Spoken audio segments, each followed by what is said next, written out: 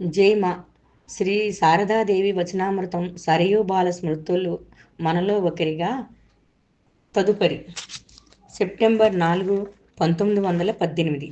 మాతృదేవి చిత్రాసనం మీద కూర్చుని జపం చేస్తున్నారు. సాయంకాలం ఆరాత్రిగా ముగిసింది. మాతృదేవికి ప్రణామం చేసి కూర్చున్నాను. నా యోగక్షేమాలు విచారించారు. ఇంతలో మాతృదేవి బంధువు ఒక ఆమె వచ్చి, నా మనస్సును నిలకడగా ఉండేటట్లు సరిచేయండి, ప్రశాంతతను కోల్పోయి చంచలంగా ఉంది, ఇక బ్రతకాలి అని కూడా నేను ఆశించడం లేదు, నా ఆస్తి అంతా మీ పేరిట వ్రాసి ఇస్తాను, నా మరణానంతరం నా వీలునామాను అమలుపరచండి అని చెప్పింది. మాతృదేవి నవ్వుతూ, బాగానే ఉంది, నువ్వెప్పుడు మరణిస్తావు అని అడిగారు. ఆ తర్వాత గంభీరంగా ఇలా అన్నారు, అలా అయితే తాపీగా నీ ఇంటికి వెళ్ళిపో, ఇక్కడ ఉండవద్దు, ఇక్కడ నా వద్ద నా వద్ద అంటూ చెప్పబోయి సగంలో ఆపేసి, ఈ సన్యాసుల భక్తుల హృదయాలలో గురుదేవులు నెలకొని ఉన్నారు, ఇక్కడ ఉన్నా నీకు ప్రశాంతత లభించలేదంటే మరెక్కడ లభిస్తుంది? ఎంతటి హీన జీవితం గడుపుతున్నావు? ఈ జన్మలోనే నువ్వు సమస్తము పొందవచ్చు. ఈ చోటు గురించి ఇంకా నువ్వు అర్థం చేసుకోలేదు. నేను లేకుండా పోయినప్పుడు అర్థం చేసుకుంటావు. ఇప్పుడు నీకు ఏదీ బోధపడదు. నీ మనసులో పాపం చోటు చేసుకుంది. అందుకే నీకు ప్రశాంతత లేదు. ఏ పని పాట చేయకుండా కూర్చుంటే మెదడు వేడెక్కుతుంది. ఒక సంకల్పం కూడా నీ మనసులో జనించదా? ఎంతటి కల్మష హృదయం! ఇలా అంటూ మాతృదేవి మళ్ళీ నవ్వారు. తరువాత నన్ను చూస్తూ ఇలా అన్నారు, గురుదేవుల లీలలను చూసావా అమ్మాయి? ఎంత గొప్ప బంధువులను నాకు ఇచ్చారో! ఇటువంటి గుంపులో నేను జీవించవలసి వచ్చింది చూడు. ఈమెకు ఇప్పటికే పిచ్చి, మరొకరికి కూడా ఆ అవస్థే పట్టేటట్లుంది. ఇక మూడో ఆమెను చూడు. ఈమెను పెంచడంలో నేను పడిన శ్రమంతా వ్యర్థమైపోయింది. లేస మాత్రంగానైనా బుద్ధి కలగలేదు. అదిగో ఆ వసారలో చూడు, ఇనుప కమ్మీలను ఆనుకుని తన భర్త రాక కోసం నిరీక్షిస్తోంది. అదిగో చూడు, అక్కడి నుంచి సంగీతం వినవస్తుంది. ఆ ఇంటికి పోతాడేమోనన్న భయం. రేయింబవళ్ళు అతన్ని తన కనుసన్నల్లో ఉంచుకోవాలని ఆమె ప్రయత్నం. అమ్మో, ఏం అనురక్తి! ఈమెకు ఇంత అనురక్తి కలుగుతుందని నేను కలలో కూడా ఊహించలేదు. ఆ బంధువైన స్త్రీ వేదనతో లేచి వెళ్ళి పడుకుంది. మాతృదేవి, అమ్మాయి, ఈ జన్మ లభించడం గొప్ప భాగ్యం. తీవ్ర సాధనలు అనుష్ఠించాలి, ఎంతో కృషి చేయాలి. కృషి లేకుండా ఏదైనా జరుగుతుందా? ఇంటి పనుల నడుమ కూడా కొంత సమయాన్ని కేటాయించాలి. నా సంగతే చూడు, దక్షిణేశ్వరంలో ఉంటున్న రోజుల్లో వేకుజాము 3 గంటలకే మేల్కుని జపం చేయడానికి కూర్చునేదాన్ని. బాహ్యస్మృతే లేకుండా జపంలో లీనమైపోయేదాన్ని. ఒకనాటి వెన్నెల రాత్రి నేను నహబతు మెట్ల వద్ద కూర్చుని జపం చేసుకుంటున్నాను. చుట్టూ అమిత ప్రశాంతత చోటు చేసుకుంది. గురుదేవులు సరగడు చెట్ల వైపు వెళ్ళడం కూడా నేను గమనించలేదు. తక్కిన రోజుల్లో ఆయన పాదరక్షల సవ్వడి వినవచ్చేది. నాడు ప్రగాఢ ధ్యానంలో మునిగి ఉన్నాను. ఆ రోజుల్లో నేను ఎలా ఉండేదాన్ని కాను. ఆభరణాలు ధరించి ఎర్రంచు చీర కట్టుకుని ఉండేదాన్ని. పైట కొంగు గాలికి ఎగిరి శరీరం నుండి జారిపోయింది. కానీ నాకు ఆ ఇరుకే లేదు. గురుదేవులకు నీటి పాత్రను తీసుకుపోతున్న యోగి ఆ స్థితిలో నన్ను చూసి ఉన్నాడు. ఎలాంటి రోజులమ్మా అవి! పాల వంటి స్వచ్ఛమైన వెన్నెల కాంతిలో కూర్చుని చేతులు జోడించి చంద్రుని చూస్తూ, నీ ప్రకాశంలా నా హృదయాన్ని కూడా నిష్కలంకం గావించు అంటూ ప్రార్థించేదాన్ని. జపధ్యానాలు అనుష్ఠించే కొద్దీ గురుదేవుని చూపుతూ, ఆయన నీతో మాట్లాడతారు. మనస్సులో తలెత్తే కోర్కెలను ఆ క్షణమే నెరవేర్చుతారు. మనసులో ఎంత ప్రశాంతత నెలకొని ఉంటుందో కదా! ఆహా! ఆ రోజుల్లో నా మనసు ఎలా ఉండేదో కదా! ఒకరోజు పని మనిషి బృంద చేతుల్లో నుండి ఒక చెంబు జారి పెద్ద శబ్దంతో నా ముందు పడింది. ఆ ధ్వని నా హృదయాన్ని చీల్చివేసింది. ఆ సమయంలో మాతృదేవి నహబత్తులో ధ్యానమగ్నురాలై ఉన్నారు. ఆ ధ్వని పిడుగుపాటులా వినిపించడం వల్ల తాను హడలిపోయినట్లు మాతృదేవి చెప్పారు. సాధనలు చేయగా చేయగా నాలో నెలకొన్నది ఎవరో వారే నీలోనూ నెలకొని ఉన్నారు. ఒక బెస్తవానిలోనూ నిమ్న కులస్తునిలోనూ విరాజిల్లుతున్నారు అని నువ్వే గ్రహిస్తావు. అప్పుడు వినమ్రత జనిస్తుంది. ఆమె గురించి, అంటే ఇంతకు ముందు వచ్చిన స్త్రీ గురించి ఏం చెప్పను. చుట్టుకుదురు తయారు చేసి తీసుకువచ్చారు. వారు నిమ్న కులస్తులు. అక్కడ పెట్టండి అన్నాను నేను. వారు కూడా సంకోచపడుతూ దాన్ని అక్కడ పెట్టారు. వారు ఇంట్లోకి రావడం ఈమె కంటపడింది. అంతే. ఓహో, వీళ్ళు దాన్ని తాకారు, దీన్ని ముట్టుకున్నారు, వాటన్నింటినీ తీసిపారేయండి, ఏ ధైర్యంతో మీరు ఇంట్లోకి వచ్చారు అంటూ గోలగోల చేసింది. పాపం వాళ్ళు భయపడిపోయారు. భయపడకండి, ఆమె మిమ్మల్ని ఏమీ చేయదు అంటూ నేను వారిని సముదాయించి మరమరాలు కొనుక్కోవడానికి డబ్బు ఇచ్చి పంపించాను. ఆమె మనసు అలాంటిది. తెల్లవారుజామున 3 గంటలకే మేల్కొని ఆ ఉత్తరం వైపు వసారాలో కూర్చుని ధ్యానం చేయమను. ఆ తరువాత మనసులో ప్రశాంతత ఎలా నెలకొనదో నేను చూస్తాను. కానీ ఆమె అలా చెయ్యదు. ప్రశాంతత లేదు లేదు అంటూ ఆక్రోశించడంతో సరి. అవును, ప్రశాంతత లేదు అంటారు కదా! అదేమిటమ్మాయి? దాని గురించి ఆ రోజుల్లో నేను అసలు ఎరుగను. కానీ ప్రస్తుతం వీరి కోసం అన్నీ అనుభవిస్తున్నాను. అందులోనూ చిన్న తమ్ముడి భార్య ఇంట్లో అడుగిడిన నాటి నుండి ఇక చెప్పనక్కర్లేదు. ఎప్పుడు ఆమె బిడ్డను పెంచడం ప్రారంభించానో అప్పటి నుండి మంటల్లో పడ్డట్లు తల్లడిల్లిపోతున్నాను. వెళ్ళిపోని, వీళ్ళందరినీ వెళ్ళిపోని, నాకు ఎవ్వరూ వద్దు. ఈ ఆడవాళ్ళో, అమ్మో! వీళ్ళు ఆడవాళ్ళా? చెప్పిన మాట ఒక్కటీ వినరు. వినమ్రతే ఎరుగని ఆడవాళ్ళు. ఇంతలో గోలక్మ, అందులోనూ వారి సింగారం అప్పుడే భర్త అనురాగం పొందవచ్చుననుకుంటారు. మాతృదేవి మళ్ళీ, ఆహా! గురుదేవులు నన్ను ఎంత బాగా చూసుకున్నారు. నా మనసు నొచ్చుకునేలా ఎన్నడూ ఒక్క మాట కూడా అనలేదు. నాకు ఏది శ్రేయస్కరమో అదే చేసేవారు. పని చేస్తూ ఉండాలి. స్త్రీలు ఎన్నడూ సోమరులా ఉండరాదు. పని పాట చేయకుండా సోమరులుగా ఉన్నప్పుడే నానా రకాల దురాలోచనలు మనసులో తలెత్తుతాయి అనేవారాయన. ఒకరోజు గురుదేవులు నాకు కొంత జనపనార ఇచ్చి, దీనితో ఒక ఉట్టి తయారు చేసి ఇవ్వు. దానిలో మిఠాయిలు, లూచీలు వంటివి ఉంచి భక్తులకు పంచిపెడతాను అని చెప్పారు. నేను ఉట్టి చేసి ఇచ్చాను. మిగిలిన జనపనారతో ఒక దిండు కుట్టాను. ఒక గోనె సంచిపై గుడ్డను పరిచి దానిపై ఈ దిండు నుంచి పడుకునేదాన్ని. వెంటనే నిద్ర పట్టేది. ఇప్పుడే ఈ మంచం, పరుపు అన్నీ సమకూరాయి. నాకు ఇప్పుడు అప్పుడు ఒకేలా నిద్ర పట్టేది. ఎలాంటి తేడా లేదు. ఒకరోజు ఆయన హృదయతో, హృదు, ఈమె వచ్చినప్పటి నుండి నాకు ఆందోళనగా ఉంది. ఈమె క్రూరగ్రామంలో పుట్టి పెరిగిన వ్యక్తి. నగరపు అలవాట్లేవీ తెలియవు. అవసరమైనంత మరుగు వసతులు ఏమీ ఇక్కడ లేవు కదా అని ఆలోచిస్తున్నాను. కానీ ఈమె విషయమేమో ఇటువంటి వ్యక్తి ఒకరు ఉన్నట్లు, ఇక్కడ ఉన్నట్లుగా కూడా ఎవరికీ తెలియకుండా జీవిస్తున్నది. స్నానాధికాలకు ఆమె ఎప్పుడు బయటకు వెళుతుందో నేను కూడా చూసింది లేదు అని చెప్పారు. ఈ మాటలు వినగానే నా మనసు తల్లడిల్లింది. ఈయన ఏది కోరినా దేవి నెరవేరుస్తుంది. నేను బయటకు వెళ్ళడం చూసింది లేదని ఈయన చెప్పినందున ఇక నేను ఎప్పుడు బయటకు వెళ్ళినా ఈయన కంటపడతానేమో అనే ఆందోళన చెందాను. తల్లి, నా సిగ్గుతెరను రక్షించు అంటూ దేవిని హృదయపూర్వకంగా ప్రార్థించాను. నా తల్లి జగజ్జనని తన 2 హస్తాలలో నన్ను దాచిపెట్టి కాపాడింది. ఇక్కడ ఉన్నంతకాలం నేను ఎవరికంటా పడలేదు. అందరూ నన్ను దేవిగా భావిస్తున్నారు. అది నిజమేనని నాకు కూడా అనిపిస్తున్నది. లేకపోతే నా జీవితంలో ఇన్ని అద్భుతాలు ఎందుకు జరగాలి? గోలాప్ యోగిన్లకు వాటి గురించి ఎంతో తెలుసు. ఇది జరగని, అది తింటాను అని ఏమనుకున్నా భగవంతుడు దాన్ని అట్లే నెరవేరుస్తున్నాడు. ఆహా! దక్షిణేశ్వరంలో గడిపిన రోజులు ఎంత అద్భుతమైనవి! గురుదేవులు పాడేటప్పుడు నేను నహబతు వసారాలో వెదురుతడికి వెనుక గంటల పర్యంతం నిలబడి వింటూ ఆనందించేదాన్ని. చేతులు జోడించి నమస్కరించేదాన్ని. ఎంతటి ఆనందం!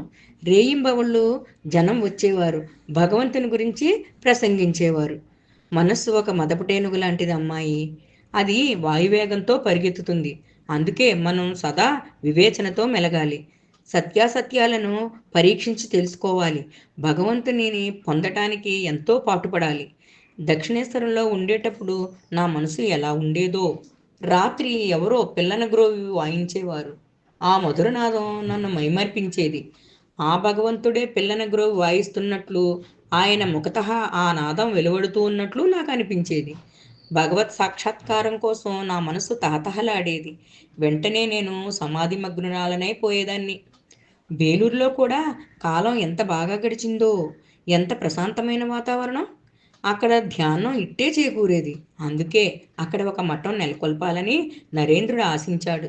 అక్కడ కొంత స్థలాన్ని కేదార్ దాస్ ఇచ్చాడు. ప్రస్తుతం ఆ స్థలం వెల బాగా పెరిగిపోయింది. ఇప్పుడు ఆ స్థలాన్ని మనం కొనుగోలు చేయగలమా? అంతా గురుదేవుల అనుగ్రహం వల్లనే జరిగింది.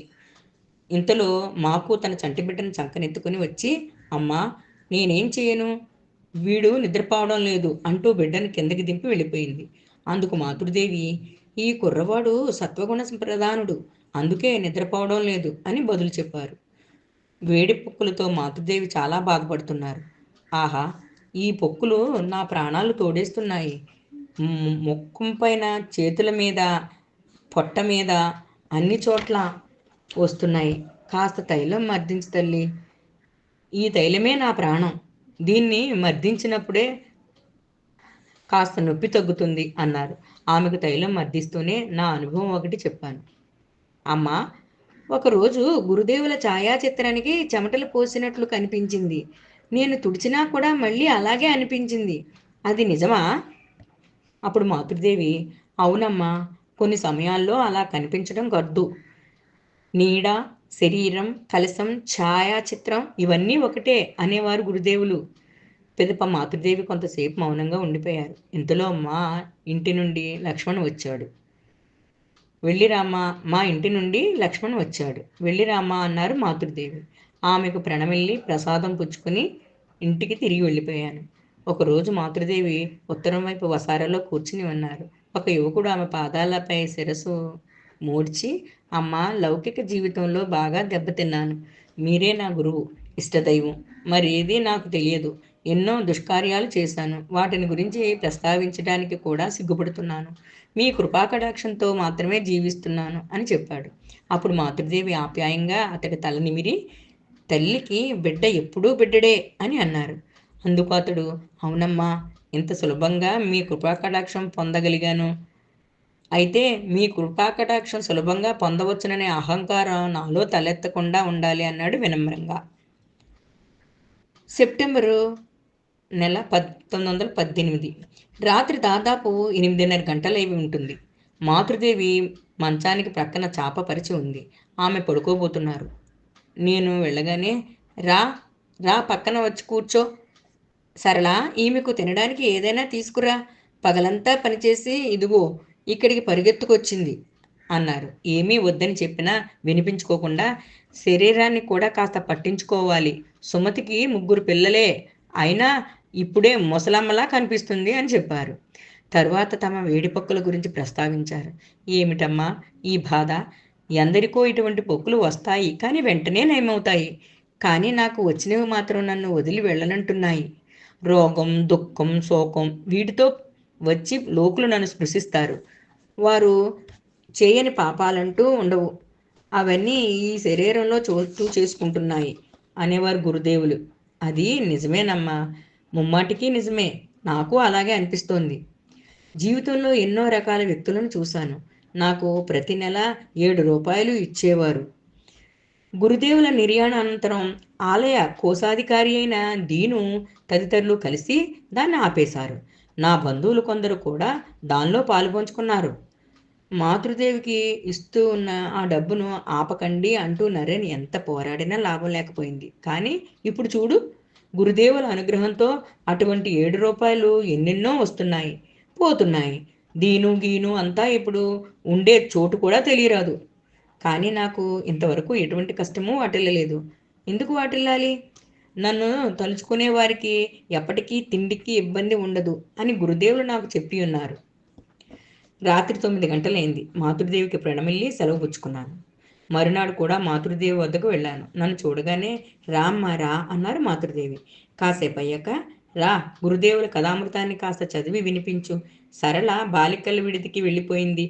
సాధారణంగా ఆమె చదివి వినిపిస్తుంది అని అన్నారు. కథామృతం చదువుతున్నప్పుడు ఆధ్యాత్మిక సాధనల, దివ్య దర్శనాల గురించి ప్రస్తావన వచ్చింది. అమ్మ, గోలాప్ యోగిన్లు ఎంత జపధ్యానాలు అనుష్ఠించారు. వీటిని గురించి ఆలోచించడం మంచిది. ఇదంతా విన్నప్పుడు ఇతరులకు కూడా సాధనల పట్ల ఆసక్తి కలుగుతుంది. తర్వాత దివ్య దర్శనాల గురించి ప్రస్తావన వచ్చింది. మాతృదేవి చాలా విషయాలను గోప్యంగా ఉంచి మాట్లాడుతున్నట్టు అనిపించింది. అందరి ముందు వాటి గురించి మాట్లాడకూడదనుకున్నారో ఏమో. అప్పుడు నళిని, అత్త, పలువురు జపధ్యానాలు అనుష్ఠించినట్లు చెబుతారు. దృశ్యాలు దృశ్యాలు అంటూ ఏవేవో కనిపిస్తున్నట్లు చెప్తారు. కానీ నాకు అటువంటివి ఏవీ కనిపించలేదే. ఎందువల్ల? మీతో కలిసి ఇంతకాలం జీవిస్తున్నాను కదా, నాకేమీ కలగలేదే అంటది. అప్పుడు మాతృదేవి, వారికి ఎందుకు లభించదు? తప్పకుండా లభిస్తుంది. వారికి ఎంతటి భక్తి విశ్వాసాలు? విశ్వాసం ఉండాలి, భక్తి కావాలి. అప్పుడే అంతా లభిస్తుంది. మీ వద్ద అవన్నీ ఉన్నాయా ఏమిటి? అప్పుడు నళిని, అందరూ మిమ్మల్ని అంతర్యామి అంటున్నారు. అది నిజమేనా? అలా అయితే నా మనసులో ఏముందో నువ్వు చెప్పగలవా? అప్పుడు మాతృదేవి మెల్లగా నవ్వారు. నళిని విడవకుండా అదే ప్రశ్న అడగసాగింది. చివరకు మాతృదేవి, వారు భక్తి పారవస్యంలో అలా అంటున్నారు అని చెప్పారు. ఇలా చెప్పి ఆమె కాసేపు మౌనంగా ఉండిపోయారు. తర్వాత గురుదేవులకు చేతులు జోడించి నమస్కరిస్తూ మాతృదేవి ఇలా అన్నారు. నేనేమీ కాను, సమస్తము గురుదేవులే. నేను అనే అహంకారం నాలో తలెత్తకూడదని మీరంతా నా కోసం గురుదేవులను ప్రార్థించండి. మాతృదేవి మాటలు విని నవ్వు వచ్చింది. మనం అవగతం చేసుకోగల పరిమితికి ఆవల ఆమె ఉన్నారు. ఇక మనమేమో ప్రతి ఒక్కరము అహంకారపూరితులం. ఆమె ఉపదేశాన్ని అర్థం చేసుకునే శక్తి మనకెక్కడిది? అప్పుడు ఒక స్త్రీ మాతృదేవితో ఏమని చెప్పను? ఆమె జగదంబ. మన మనస్సులోని సమస్తాన్ని ఆమె ఎరుగునని నా కుమారుడు అంటున్నాడు. అప్పుడు నేను, జగదంబ అని అందరూ అంటున్నారు, కానీ ఎవరిలో ఎంత విశ్వాసం ఉందో గురుదేవులకే తెలుసు. విశ్వాసం లేని మనం ఈ మాటలు అన్నప్పుడు ఏదో ముఖస్థుతి కోసం చెప్పినట్లుగా ఉంటుంది. ఈ మాటలు విని మాతృదేవి నవ్వి, అవును, అది నిజమే అన్నారు. అప్పుడు నేను, తామే జగజ్జనననే అనే విషయాన్ని మాతృదేవియే స్వయంగా స్ఫురింపచేయకపోతే మనం గ్రహించగలమా? కానీ ఒక విషయాన్ని బట్టి ఆమెను సాక్షాత్తు దేవి అని మనం గ్రహించగలం. అది ఆమె నిరహంకారం. వేలాది భక్తులు ఆమె పాదార విందాలను ఆశ్రయించి మీరే లక్ష్మి, మీరే జగదంబ అంటూ ఆరాధించి శ్లాఘిస్తున్నారు. ఆమెయే కనుక మామూలు స్త్రీ అయి ఉంటే అహంకారంతో విర్రవీగేవారు. ఎంతటి పొగడ్తలను అతి సామాన్యంగా స్వీకరించడం ఒక మామూలు స్త్రీకి సంభవమా? మాతృదేవి వికసిత వదనంతో ఇదంతా వింటున్నారు. ఒకసారి నా వైపు చూశారు. ఆ సమయంలో, అమ్మా కటాక్షించు, అమ్మా ఇదంతా చెప్పడానికి నాకు సిగ్గుగా ఉంది అని మనసులో అనుకున్నాను. నేను సెలవు పుచ్చుకునే వేళ అయింది.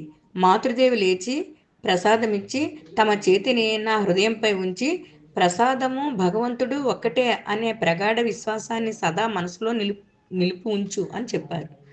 ప్రత్యేకంగా ఈరోజు ఎందుకు మాతృదేవి అలా పలుకుతున్నారు? 3 నెలలుగా దాదాపు ప్రతిరోజు వస్తున్నాను. రోజు సెలవు పుచ్చుకునేటప్పుడు చేతుల నిండా ప్రసాదం ఇస్తున్నారు. ప్రసాదం తక్కువగా ఉన్నప్పుడు కూడా నాకు మాత్రం ఎక్కువగా ఇస్తున్నారు.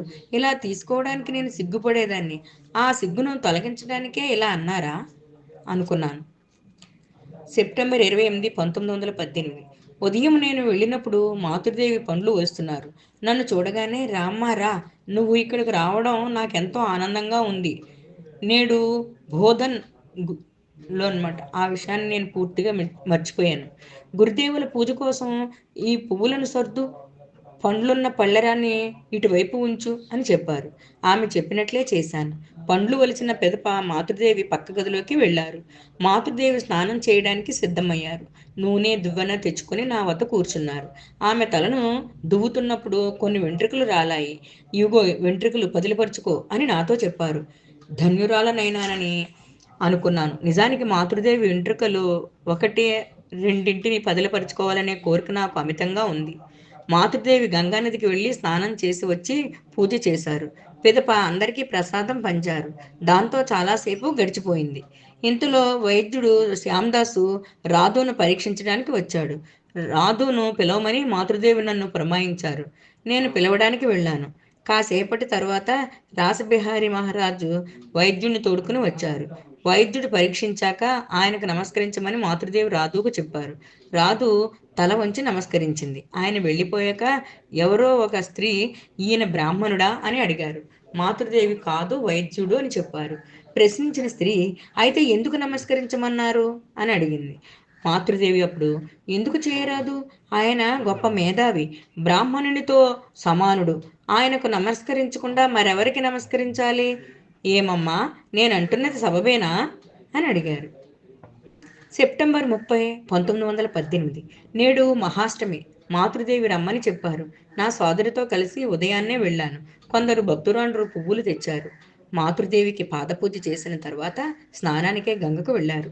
మాతృదేవి నాతో, ఈరోజు ఇక్కడే ఉంటావు కదా, నేడు మహాష్టమి అన్నారు. ఉంటానమ్మా అన్నాను నేను. కొంతసేపటి తర్వాత పూజనీయులైన శరత్ మహారాజ్ మాతృదేవికి ప్రణామిల్లారు. మేం పక్క గదిలోకి వెళ్ళిపోయాం. మాతృదేవి పరుపు మీద కూర్చున్నారు. ఆమె పాదాలు నేలను తాకుతున్నాయి. పలువురు భక్తులు వచ్చి మాతృదేవికి ప్రణమిల్లారు. ఆ తర్వాత మాకు ప్రభుతులతో గంగకు స్నానానికి వెళ్ళాను. మాతృదేవి ఇంట్లోనే స్నానం చేశారు. రోజు విడిచి రోజన్నా ఆమె గంగలో స్నానం చేయడం పరిపాటి. కీళ్ల నొప్పులకు కారణంగా మాతృదేవి గంగకు స్నానం చేయడానికి ప్రతిరోజు వెళ్ళడం లేదు. స్నానం చేసి మేము తిరిగి వచ్చాక పలువురు భక్తురాండ్రు మాతృదేవిని పూజిస్తుండడం చూసాం. వారిలో కొందరు నూతన వస్త్రాలు తీసుకువచ్చారు. కాళీఘాట్లోని కాళీమాత విగ్రహాన్ని అలంకరించే రీతిలో ఆ భక్తురాండ్రు నూతన వస్త్రాలను మాతృదేవికి అలంకరింపచేశారు. పిదప మాతృదేవి ఆ వస్త్రాలను ఒకటి తర్వాత ఒకటి తీసి పక్కన ఉంచారు. కొందరు భక్తురాండ్రతో బట్టలు బాగున్నాయి అని చెప్పారు. ఇంతలో ఒక బ్రహ్మచారి వచ్చి మాతృదేవికి ప్రణమిల్లడానికి భక్తులు వస్తున్నట్లుగా తెలియజేశారు. ఏమా మనోహర దృశ్యం! చేతులలో పువ్వులను, వికసిత పద్మాలను, బిల్వదళాలను పుచ్చుకొని భక్తులు ఒకరి వెంట ఒకరుగా వచ్చి మాతృదేవి పాదాలకు వాటిని సమర్పించి ప్రణమిల్లి ఒక మూలగా నిలబడ్డారు. ఈ విధంగా కొంతసేపు గడిచిపోయింది. బలరాం కుటుంబం వారు కూడా వచ్చి మాతృదేవికి ప్రణమిల్లారు. చివరగా నేను వెళ్ళి మాతృదేవిని అర్చించి ఆమెకు ఒక చీర సమర్పించుకున్నాను. వెంటనే మాతృదేవి, దీన్ని ధరిస్తాను, ఎలాగూ కొత్త చీర కట్టుకోవాలి కదా అని అన్నారు. అలా అంటూ ఆ చీరను ధరించారు. అది చూసి నా కళ్ళు ఆర్ద్రమైనాయి. అదొక మామూలు చీర. పలువురు ఎన్నో ఖరీదైన చీరలు ఇచ్చారు. నేను మాతృదేవికి పేదరిక పుత్రికను కదా, మాతృదేవి ప్రేమకు ముగ్ధురాలనయ్యాను. ఈ చీర అంచు ఎంత బాగుందో అంటూ మాతృదేవి ఆనందం వ్యక్తం చేశారు. కాషాయ రంగు చీర ధరించిన ఒక స్త్రీ మాతృదేవికి ప్రణమిల్లి ఆమె పాదాల వద్ద 2 రూపాయలు సమర్పించింది.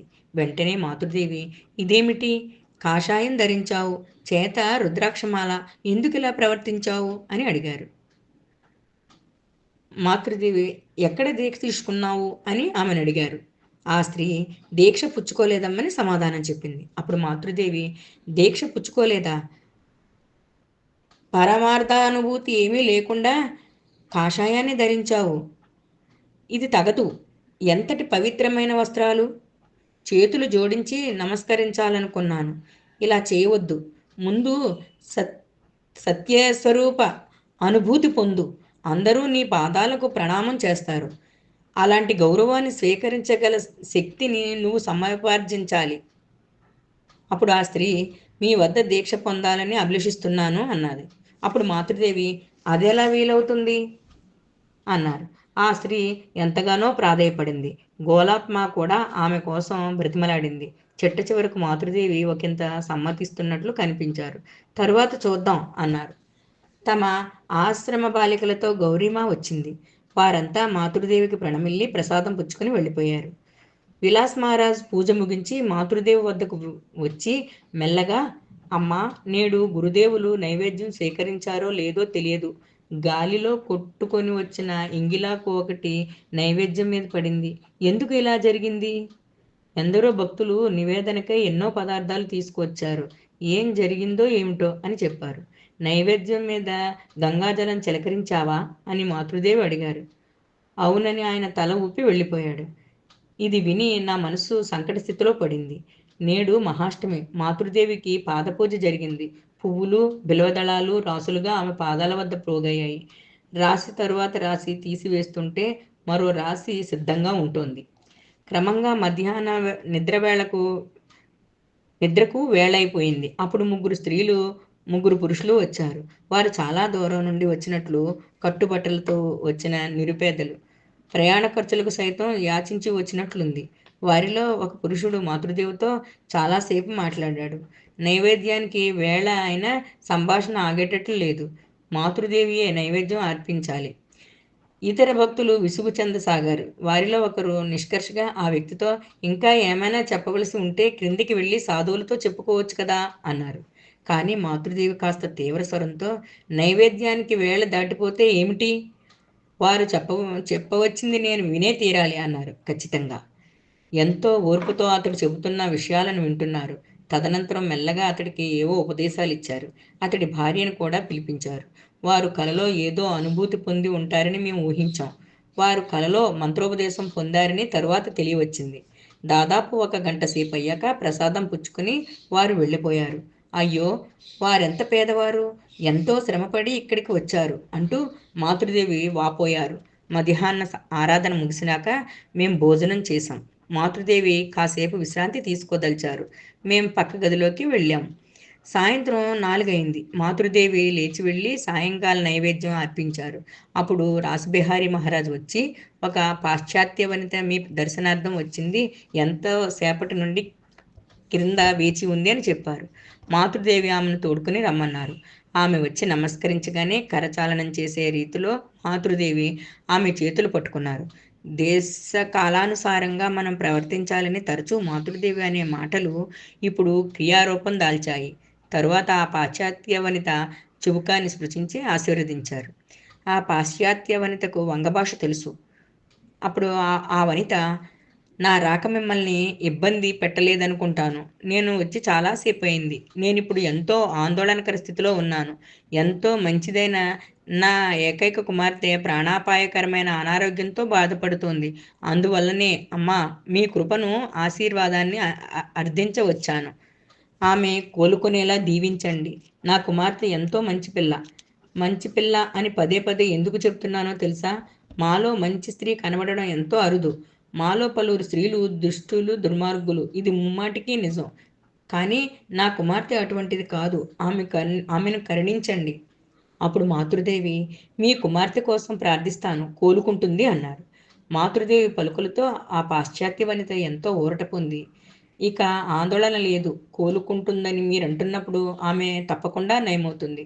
ఇది నిశ్చయం, నిశ్చయం, నిశ్చయం అని చెప్పింది. ఆమె మాటల్లో ప్రగాఢ విశ్వాసం ధ్వనించింది. మాతృదేవి దయాళువై చూస్తూ, గురుదేవులకు అర్పించిన పూలలో ఒకటి తెచ్చి ఈమెకు ఇవ్వు, ఒక తామర పువ్వు తీసుకురా అని గోలాప్మాతో చెప్పారు. వెంటనే గోలాప్మ ఒక తామర పువ్వును, ఒక బిల్వదళాన్ని తెచ్చి మాతృదేవికి ఇచ్చారు. మాతృదేవి తామర పువ్వును చేతిలో పుచ్చుకుని కొద్ది క్షణాలు కళ్ళు మూసుకుని ధ్యానించారు. తరువాత ఆమె గురుదేవుల ప్రతిమ వైపు రెప్పవాల్చకుండా చూస్తూ, ఈ పువ్వుతో మీ కుమార్తెను తలను స్పృశించండి అంటూ పువ్వును ఆ పాశ్చాత్య వనితకు ఇచ్చారు. చేతులు జోడించి పుష్పాన్ని పుచ్చుకొని ఆమె మాతృదేవికి ప్రణమిల్లి, ఆ తరువాత ఈ పువ్వును ఏం చేయాలి అని అడిగింది. అప్పుడు గోలాప్మ, పువ్వు ఎండిన తరువాత గంగలో వేసేయండి అంది. అప్పుడు పాశ్చాత్య వనిత, కాదు కాదు, ఇది భగవంతునికి సొంతమైనది, దీన్ని పారవేయలేను. నూతన వస్త్రంతో ఒక సంచిని కుట్టించి ఆ పువ్వును దానిలో పదిలపరుచుకుంటాను. ప్రతిరోజు దానితో నా కుమార్తె శరీరాన్ని స్పృశిస్తాను అని చెప్పింది. అప్పుడు మాతృదేవి, మంచిది, అలాగే చేయండి అని చెప్పారు. అప్పుడు పాశ్చాత్య వనిత, భగవంతుడు మాత్రమే సత్యం, ఆయన నిశ్చయంగా ఉన్నాడు. మీకు ఒక విషయం చెప్పగోరుతున్నాను. కొన్నాళ్ల క్రిందట నా బిడ్డకు జ్వరం వచ్చి మంచం పట్టింది. నేను ఆవేదనతో విలపిస్తూ, భగవంతుడా, నువ్వు ఉన్నావన్నది సత్యమని విశ్వసిస్తున్నాను. అయినా వాస్తవిక నిరూపణ కోరుతున్నాను అంటూ ప్రార్థించాను. కన్నీరు తుడిచి నా చేతి రుమాలను బల్ల మీద ఉంచాను. చాలాసేపు అయ్యాక ఆ రుమాలు మడతలో 3 పుల్లలు ఉండడం చూసి ఆశ్చర్యపోయాను. ఆ 3 పుల్లలతో నా బిడ్డ దేహాన్ని శుతిమెత్తగా స్పృశించాను. సత్వరమే జ్వరం తగ్గిపోయింది. ఈ సంగతి చెబుతున్నప్పుడు ఆమె చెక్కిళ్ల మీద కన్నీటి కాలువలు ప్రవహించాయి. చివరకు ఆమె మాతృదేవితో, అమూల్యమైన మీ సమయాన్ని వృధా చేశాను, నన్ను క్షమించండి అంది. లేదు లేదు, మీతో మాట్లాడడం నాకెంతో ఆనందంగా ఉంది. మంగళవారం మళ్ళీ రండి అన్నారు మాతృదేవి. తరువాత ఆమె మాతృదేవికి ప్రణమిల్లి సెలవు పుచ్చుకుని వెళ్ళిపోయారు. అక్టోబర్ 1919. నేడు లక్ష్మీ పూజ పర్వదినం. నా సోదరి సుమతితో కలిసి మాతృదేవి దర్శనార్థం వెళ్ళాను. సుమతి పిల్లలు కూడా మాతో వచ్చారు. అప్పుడు మాతృదేవి పూజా మందిరంలో కూర్చుని కూరగాయలు తరుగుతున్నారు. మమ్మల్ని చూడగానే, ఓహో, అంతా కలిసి వస్తున్నారా, ఇక్కడికి ఎప్పుడు వచ్చారు అని అడిగారు. అప్పుడు నేను మహాష్టమి నాడు రాత్రి వెళ్ళి నిన్న రాత్రి తిరిగి వచ్చాం అని చెప్పాను. అప్పుడు మాతృదేవి ఉంటారా అని అడిగారు. అప్పుడు నేను లేదమ్మా అని చెప్పాను. మాతృదేవిని చండీదేవిగాను, తాను ఆమెకు ఒక ఎర్రంచు చీరను సమర్పించున్నట్లు సుమతి కలకన్నది. ఆ సంగతి మాతృదేవితో చెప్పడానికి సిగ్గుపడింది. నేను ఆ సంగతి చెప్పగానే మాతృదేవి నవ్వుతూ, నువ్వు ఆ కళ కనేలా సాక్షాత్తు ఆ దేవియే చేసి ఉండాలి. సరేలే, ఆ చీర ఇవ్వు, నేను కట్టుకుంటాను అన్నారు. ఆ చీరను మాతృదేవి ధరించారు. ఆహా, ఎంత అద్భుతంగా కనిపించారు! విస్మయులయ్యాం. కళ్ళ వెంట అశ్రువులు స్రవించాయి. కుంకుమ బొట్టు పెట్టి ఉంటే ఇంకా బాగుండేది అన్నది సుమతి. బొట్టు పెట్టవచ్చు కదా అన్నారు మాతృదేవి. కానీ మాతో కుంకుమ తీసుకురాలేదు. అందువలన మాతృదేవికి బొట్టు పెట్టలేకపోయాం. సాయంత్రం వెళ్ళాను. లక్ష్మీ పూజ కనుక నైవేద్యానికి కొబ్బరికాయ, పళ్ళు తీసుకువెళ్ళాను. ఏమిటమ్మా, లక్ష్మీ పూజ కాబట్టి ఇవన్నీ తెచ్చావా అని మాతృదేవి అడిగారు. క్రమంగా పలువురు భక్తురాలు రాసాగారు. ప్రతి ఒక్కరూ ఏవో తీపి తినుబండారాలు తీసుకువచ్చారు. ఒక ఇంటి నుండి లేత కొబ్బరి బొండం, చక్కెర కలిపిన అటుకులు తెచ్చారు. ఇదంతా చూసి మాతృదేవి ఈరోజు ఏం నైవేద్యం చేయాలో బాగా గ్రహించే ఉన్నారని చెప్పారు. సాయంత్రం ఆరాత్రికం పూర్తయ్యాక నైవేద్యం అర్పించారు. భక్తురాండ్రు ప్రసాదం ఆరగించిన తర్వాత భక్తుల కోసం కిందకి పంపారు. లక్ష్మీ పూజకు వినియోగించిన సామాగ్రితో ఒక భక్తురాలు మాతృదేవిని పూజించింది. పూజ పూర్తయ్యే తరుణంలో మాతృదేవి పాదపద్మాల వద్ద డబ్బు ఉంచి ఆరాధించింది. మాతృదేవి ఆమెను దీవించారు. ఆమె వెళ్ళిపోయిన తరువాత మాతృదేవి పాపం శోకంలో మునిగి ఉంది, కడు పేదరాలు అని మాతో చెప్పారు. అప్పుడు నేను, అమ్మా, మంగళవారం నాడు వచ్చిన ఆ పాశ్చాత్య వనిత మళ్ళీ వచ్చిందా అని అడిగాను. అప్పుడు మాతృదేవి అవును వచ్చింది అని చెప్పారు. ఆ స్త్రీ పట్ల మాతృదేవి ప్రత్యేక ఆప్యాయతను ప్రదర్శించారు. ఆమెకు మంత్రదీక్ష అనుగ్రహించారు. ఆమె కుమార్తె కూడా రోగం నుండి కోలుకొని స్వస్థస్తురాలైంది. రాత్రి అయింది. మాతృదేవికి ప్రణమిల్లి సెలవు పుచ్చుకున్నాను. తర్వాత మార్చి 24, 1920 మాతృదేవి జయరాంబాటిలో దాదాపు ఒక ఏడాది కాలం గడిపి వసంత ఋతువులో కలకత్తాకు తిరిగి వచ్చారు. అక్కడ చాలా కాలం ఆమె మలేరియాతో బాధపడ్డారు. అప్పుడు నేను వెళ్ళేటప్పటికి ఆమె బట్టలు ఉతకడానికి వెళ్ళారు. కుళాయి వద్ద నుండి వచ్చి నాతో కూర్చో, ఇప్పుడే వస్తాను అంటూ వెళ్ళిపోయారు. 5 నిమిషాల్లో బట్టలు అలానే వదిలివేసి దక్షిణం వైపు గదిలోకి వచ్చారు. నేను ప్రణమిల్లగానే నా తల మీద చేయి వేసి ఆశీర్వదిస్తూ, కూర్చో, ఎలా ఉన్నావు అని అడిగారు. సేవార్థం కొంత కానుక సమర్పించుకున్నాను. ఆమె స్వీకరించారు. శుష్కించిపోయిన ఆమె దేహాన్ని చూసినప్పుడు నాకు మాట్లాడడానికి ఏం తోచలేదు. ఊరికే ఆమె ముఖాన్ని తదేకంగా చూస్తూ కూర్చుండిపోయాను. అయ్యో, ఎలా ఉన్న దేహం ఎలా అయిపోయిందే అనుకున్నాను. నా సోదరి ఇంటి పని మనిషి కూడా నాతో వచ్చింది. ఆమె మాతృదేవి పాదాలను తాకి ప్రణమిల్లడానికి వెళ్ళింది. అక్కడి నుండే ప్రణామం చేయి చాలు అన్నారామె అన్నారామెతో మాతృదేవి. ఆమె వాకిలి వద్ద నుండే ప్రణమిల్లి వెళ్ళిపోయింది.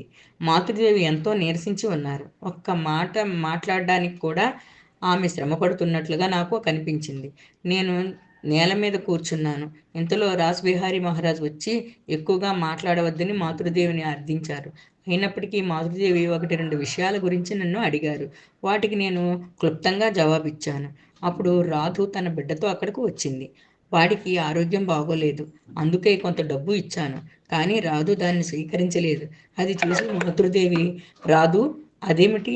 ఆమె నీ సోదరియే కదా, ప్రేమతో ఇస్తున్నప్పుడు ఎందుకు నిరాకరిస్తున్నావు అని అడిగారు. ఆ పైకాన్ని స్వయంగా మాతృదేవియే స్వీకరించారు.